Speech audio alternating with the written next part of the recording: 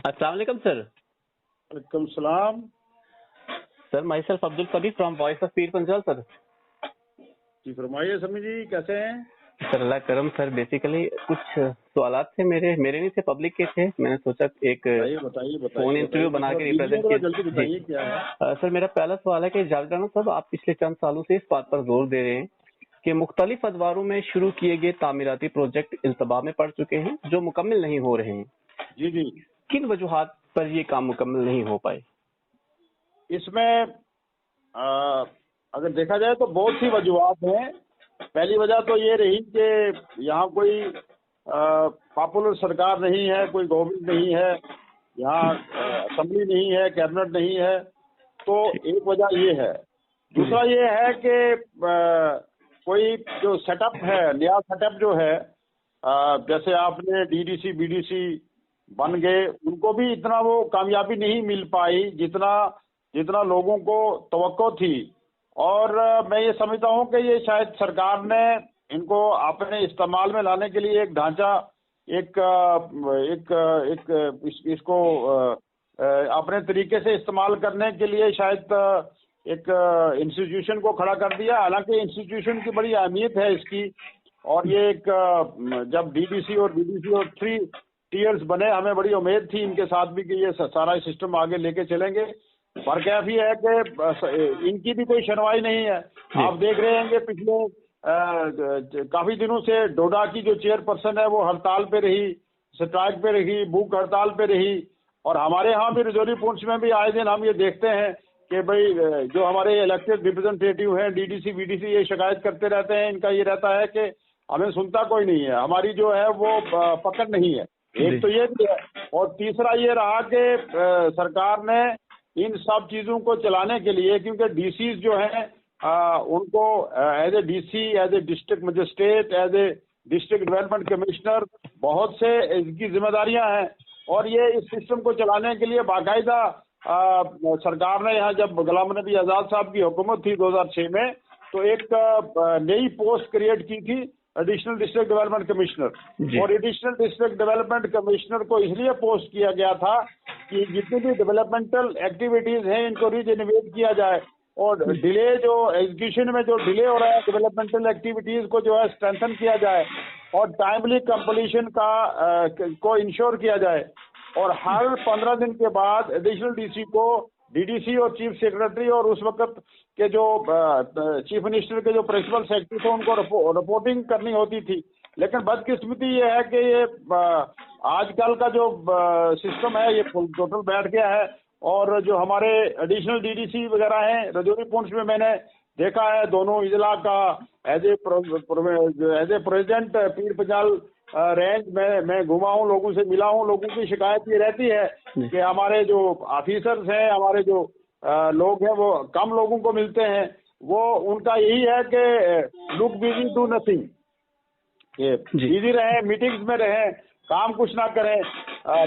कल भी मैं कोई हल्ला बोल से इंटरव्यू देख रहा था और वो उनमें भी जो हमारे को रिप्रेजेंटेटिव बोल रहे थे वो यही फरमा रहे थे कि जब देखो मीटिंग, जब देखो मीटिंग्स, जब देखो मीटिंग्स, लेकिन मीटिंग से निकलता कुछ नहीं है।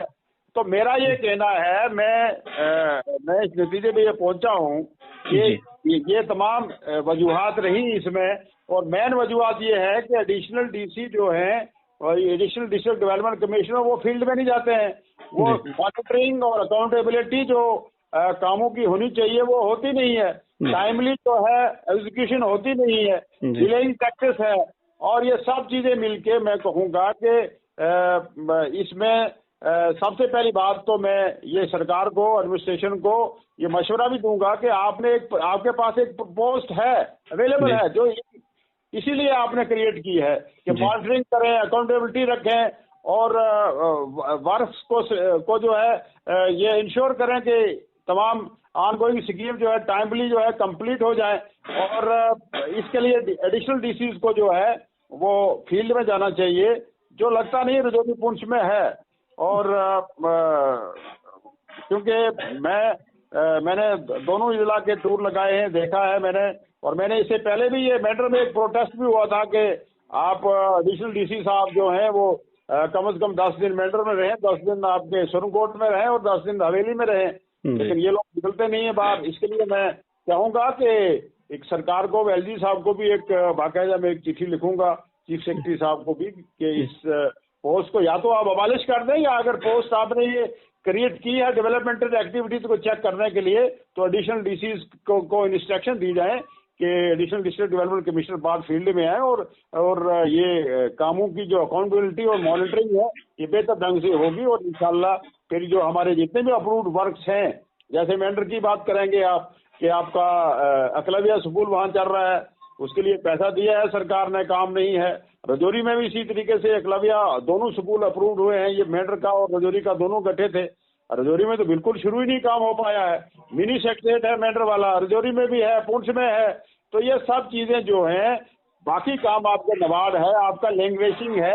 हर दिन पीएचसी के लोग जो है, लोग शिकायत करते हैं पानी नहीं मिल रहा है, और पानी की स्कीमों पे करोड़ों रुपया पड़ा हुआ है।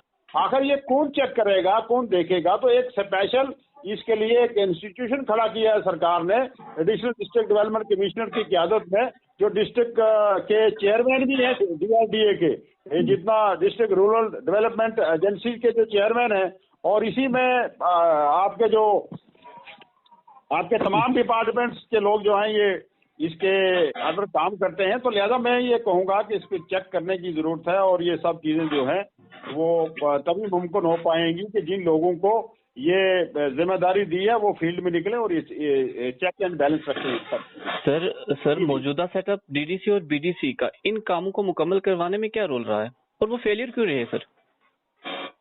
देखिए, बात ये है, मैंने पहले भी कह दिया है कि हमारे डीटीसी बीडीसी जो हैं, ये आपने देखा कि कश्मीर में भी कुछ लोगों ने रिजाइन किया कि भाई हमारी जो है हमारी सुनवाई नहीं है। मैंने चेयरपर्सन डोडा की आपके सामने बात की कि कितना हंगामा चल रहा है वहाँ। रजौरी में लोगों के, हमारे जो डीडीसी चेयरमैन हैं, इन्होंने पिछले दिनों एक प्रेस कॉन्फ्रेंस दी थी। इसी तरीके से हर जगह पे जो है ये शोर उठाया जा रहा है कि इनकी कोई सुनता नहीं है। हालांकि एक मैं कहूँगा कि एक अच्छा ये कंसेप्ट था सरकार का, पिछली सरकारों का, कि 3 टियर्स को बहाल किया जाए और डेवलपमेंटल एक्टिविटीज शुरू की जाए। तो मेरा ये मानना है, मेरा ये कहना है कि एक तो इनकी पकड़ बहुत कम है, और दूसरा ये है कि जब तक कोई पॉपुलर सरकार नहीं होगी, आफ्टर ऑल एक एडमिनिस्ट्रेशन को, सरकार को, जो ब्यूरोक्रेसी है उनका चेक एंड बैलेंस जरूरी है। और चेक एंड बैलेंस के लिए कोई डीडीसी या बीडीसी जो है वो चेक एंड बैलेंस उसके लिए रखना नामुमकिन है, क्योंकि एक पॉपुलर गवर्नमेंट होगी, एमएलए होंगे, असेंबली होगी, कैबिनेट होगी, तो ये रहता है सरकार को, एडमिनिस्ट्रेशन को, कि अगर हम ये काम नहीं करेंगे डेवलपमेंटल एक्टिविटीज, कल डिस्ट्रिक्ट डेवलपमेंट बोर्ड की मीटिंग होगी जिसके चेयरमैन मिनिस्टर हुआ करते थे, या सेक्रेटरी में हमारी बात जाएगी, या असेंबली में इस इश्यू को उठाया जाएगा, या चीफ मिनिस्टर के सामने ये बात की जाएगी। तो वो मैं कहूँगा कि एक जो सेंस ऑफ रिस्पॉन्सिबिलिटी थी वो खत्म हो गई, कोई चेक एंड बैलेंस ना होने की वजह से वो खत्म हो गई।